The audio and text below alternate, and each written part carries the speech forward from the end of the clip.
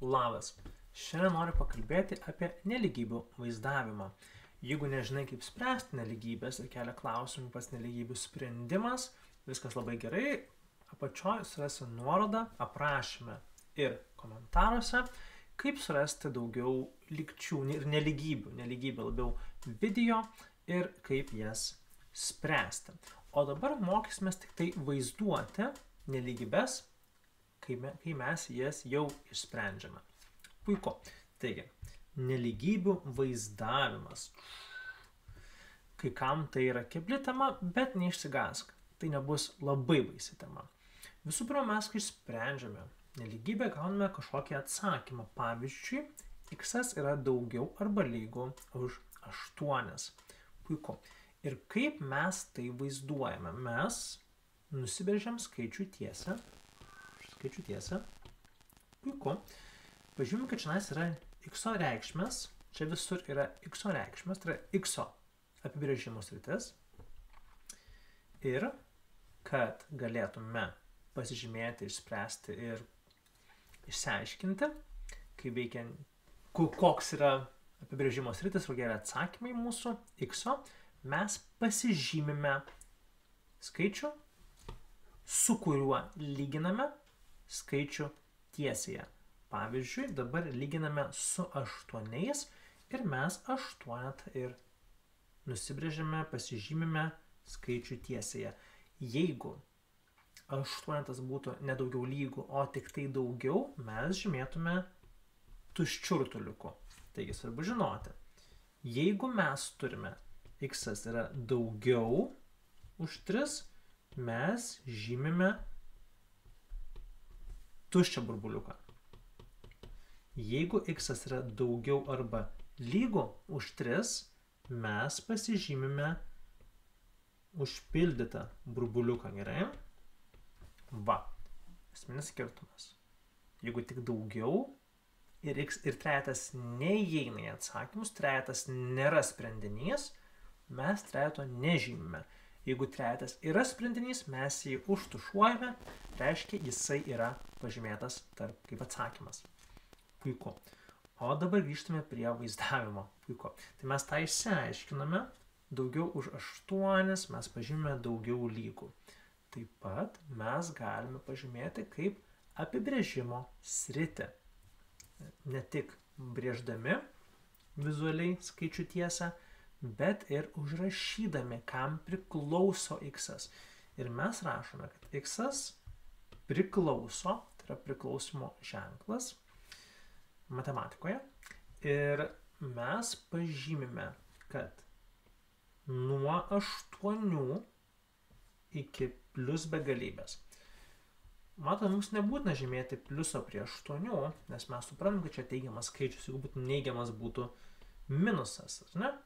Bet ties begalybę mes žymim pliusą, nes begalybė yra labai neapibrėžtas dalykas. Tai mes žymėsime ir minus begalybę, ir plius begalybę, bet šiaip teigiamams skaičiams pliusą žymėti nebūtina. Vėlgi, galbūt pamatysite, kad skliaustai skiriasi. Čia mes turime laužtinius skliaustus, o čia paprastus skliaustus. Jeigu 8 vėl neįeitų, jeigu čia turėtume, kad x yra virš 3, tai būtų x priklauso nuo 3, priklausimo ženklą ir daugiau vietos reikėtų viskam, traukim iš šoną. Gerai, x priklausytų nuo 3 iki plius begalybės. Taip?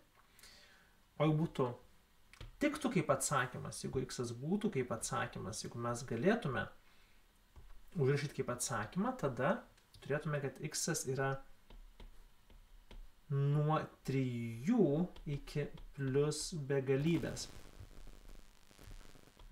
Va. Kodėl taip yra? Nes mes žymime laužtinių skliaustų, kad x irgi yra tinkamas, trejetas irgi yra tinkamas atsakymas. Laužtinis skliaustas rodo, kad tai irgi tinka kaip atsakymas. Puiku. Tai trejetas tinka čia, o čia dar netinka. Begalybė. Begalybė yra atsakymas, bet nėra laužtiniai skliaustai. Ir čia yra įdomu dėl to, kad begalybė nėra kažkoks konkretus skaičius. Begalybė nėra skaičius, kurį galime įvardinti labai specifiškai. Ir kadangi mes niekad begalybės nepasiekėme, einame iki begalybės, mes negalime įvardinti konkrečiai, dėl to ir plius begalybė, ir minus begalybė turi paprastus kliaustus, o ne laužtinius. Net jeigu iki jos eina atsakymai tinkami. Ir jeigu plius begalybė yra tarp atsakymų, iki begalybės einantys skaičiai, bet tai nėra kažkas labai konkretaus ir apibriešto, dėl to mes žymime paprastais skliaustais. Puiku, labai daug jau sužinojote, kad mes galime išreikšti, pažymėti nelygybių atsakymus, pavaizduoti skaičių tiesėje, jeigu trejetas neįeina, kaip atsakymas mes žymime tuščių burbuliukų, jeigu įeina pilnu. Beje, atsakymus mes žymime tokiais brūkšniukais, kurie reiškia, kad tai yra x atsakymai. Reiškia, visi šitie skaičiai virš 3 iki begalybės tinka kaip x atsakymas. Noriu parodyti kelis pavyzdžius, kurie padėtų geriau konkrečiau suprasti, konkrečiais pavyzdžiais. Jeigu mes turime, kad turim tokį išsireiškimą, kaip mums pažymėti x apibrėžimo sritį. Čia visur jie. Tai yra x. Taigi mes žymim, kad x šiuo atveju x priklauso nuo 4,3 iki plius begalybės. Gerai? Nes virš 4,3 neįeina ir eina iki begalybės. Puiku. Čianais mes turime, kad x yra mažiau lygų už 10. Čia galime pažymėti x mažiau lygų 10. O čianais buvo x daugiau už 4,3, ar ne? Mes tokį turėjom atsakymą, gražiau parašysim trejetą. Taigi šiuo atveju x, bet čia a ir b, kad konkrečiau žinotume, nuo kur jau baigėsi uždavinys. Taigi x čia yra nuo minus begalybės, vėlgi ne laužtiniai skliaustai, o paprasti, ir iki 10. Ir 10 tai yra laužtiniai skliaustai, nes 10 tinka kaip atsakymas. Puiku. Einam prie C. Čia gal reikia daugiau vietos pasilikti. Pasilikim savo daugiau vietos, nusileiskim viską žemyn šiek tiek. O, ne tas mygtukas. Čia nais. Duokim savo erdvės atsakymams. Puiku. Taigi, čia turime įdomų dalyką. Mes matome, kad turi pradžią ir turi pabaigą. Kad neina iki begalybės. Ir taip irgi gali būti.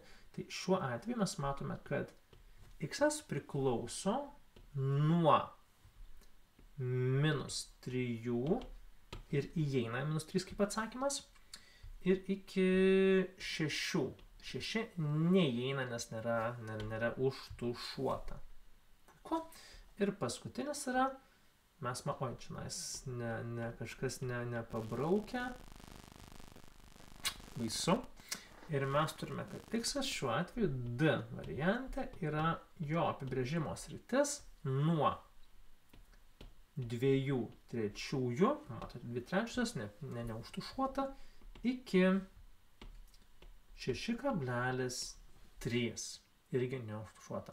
Nu va, padarėm šį uždavinį, o dabar pabandom atvirkščiai, kai mes turime apibrėžimo sritį, ir mums reiktų tai pasižymėti skaičių tiesėje. Pabandykime.